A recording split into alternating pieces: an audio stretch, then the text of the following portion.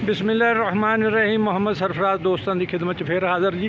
तो इस वेले मैं मौजूद हाँ सफदराबाद ज़िला शेखूपुरा महकमा खुराक हुकूमत पंजाब के गोदामां दे विच। यह उन्हों का गेट है जी, जंदा लगा है। जंदा लगन की वजह यह है कि ये गोदाम फिल हो गए। हुण ये अपना जिहड़ा ना कणक किसी होर जगह ते इन्होंने लिया आ, उत्थे सुटवा रहे हैं। अंदर एंटर होंदे इन्होंने खुश आमदीद है।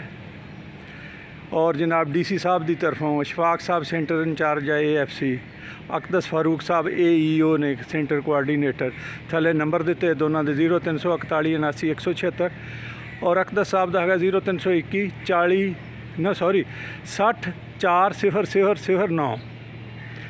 अगे जनाब मौजाजात दसे इन्होंने जेड़े जेड़े ये आंदे आ।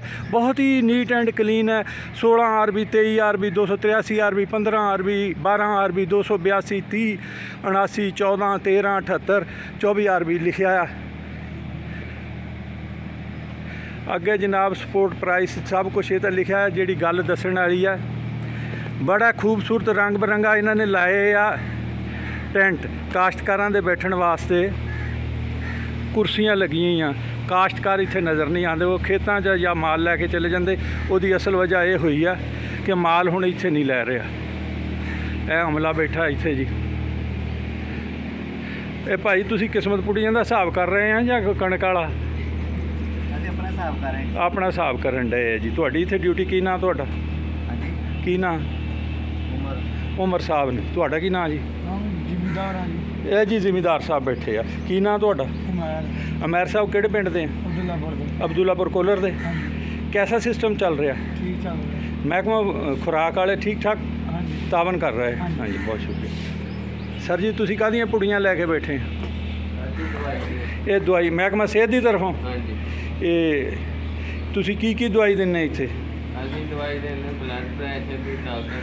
यानी इत्थे आया अगर कोई किसी नूं ऐसी चीज़ जरूरत हो, फौरी एमरजेंसी अद्वियात तुहाडे कोल। की नाम जी तुहाडा? मेरा नाम नाज़म हुसैन साहब। नाज़म साहब बहुत बहुत शुक्रिया। अंदर आने जी ये कंप्यूटर पर बैठे साहब तुहाडा की इसमें ग्रामी है? हाफिज़ अब्दुल रहमान साहब। हाफिज़ साहब ये दसो इत्थे काश्तकारां नूं आउण वास्ते अपना लैण वास्ते बोरियां की कुछ करना पैंदा? CPR जमा करवा के CDR जिहड़ी आ वो बनवा लियानी है। एक बोरे की भला किन्नी है CDR? 52 रुपए। 50 रुपए की CDR बनाओ, नाल शनाख्ती कार्ड भी चाहिए हुंदा ते टैलीफोन नंबर, तो तुसीं बोरे इशू कर दिंदे। तो तुसीं तुहाडी इत्थे की ड्यूटी? मैं रिकॉर्ड डिजिटलाइज करदा। अच्छा जी, कंप्यूटर से। सर बहुत बहुत शुक्रिया तुहाडा भी जी। सर इत्थे बैठे ने साहब इन्हां दा। सर अस्सलाम वालेकुम। सर इसमें ग्रामी सनाउल्ला साहब तुहाडी इत्थे की ड्यूटी है? मैं एज कोऑर्डिनेटर काम कर रहा हूँ यहाँ। कोआर्डीनेटर के तौर पर काम कर रहे हैं तुसीं काश्तकार दे और महकमे के दरम्यान कोआर्डीनेटर? जी। बहुत शुक्रिया सर। वैसे सर वो हमेशा वीडियो वास्ते तो तनकीद ही करनी पैंदी, लेकिन इत्थे तनकीद लिए कोई शै नहीं लभी। मैं खुद एक काश्तकार, मैं आया, मैनू बड़ी आनर दे नाल तुसी बिठाया भी, बोरे भी दिते और मेरा माल भी चले गया। तो इत्थे कुर्सी जिन्हां साहबां दी ओह कित्थे गोदामां च गए? रिजवान साहब जिहड़े गोदामां दे विच सुपरवाइज़र ने इत्थे। सर तुसी भी थोड़ा जिहा दस दिओ जिहड़े नवें काश्तकार इत्थों बारदाना लेना चाहण उन्हां नूं की कुछ चाहीदा? उन्होंने सब तो पहले तो ऑनलाइन अपनी रजिस्ट्रेशन करवानी चाहिए। उस तो बाद CDR 52 रुपए के हिसाब नाल फी थैला उन्होंने बैंक ऑफ पंजाब पेमेंट करनी पैंदी।